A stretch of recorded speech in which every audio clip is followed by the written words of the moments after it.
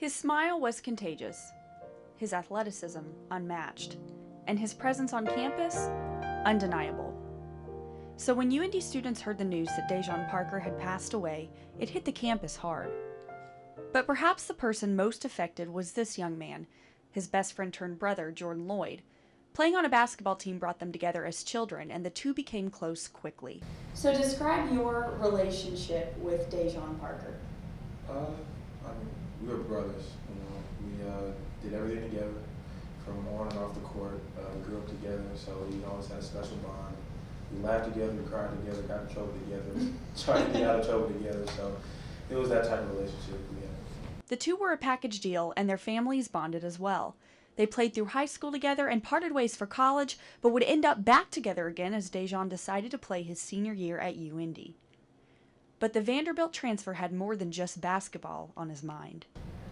How bright was his future? What were his plans? Well, he could have, I guess, tried to go overseas and play basketball, but a big thing for him and his family and our family, he wanted to finish school, and he was gonna stay a fifth year and play football here for UIndy. And it was after one of those early morning football workouts when Dai-Jon and some friends decided to go boating.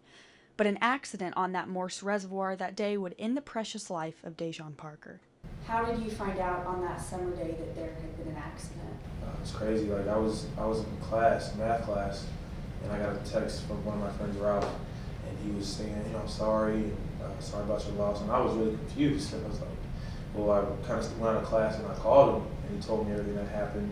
And at first, you don't believe everything you hear, especially something like that. So I called the people that were involved, and once I talked to them, I realized the magnitude of the situation and just kind of got my stuff out of class and went and called my dad. So it was a real fast thing. Walking through life without his best friend hasn't been easy, but Jordan says remembering Dai-Jon's faith has carried him through the storm. It's been a lot of, I would say, definitely sadness and confusion. With somebody like that, as positive and as great of a person as he was, why did he have to leave us at age 22? What has happened, and I put my faith in God and everything that he made the right decision. I never questioned God. What lessons can we take from Dai-Jon?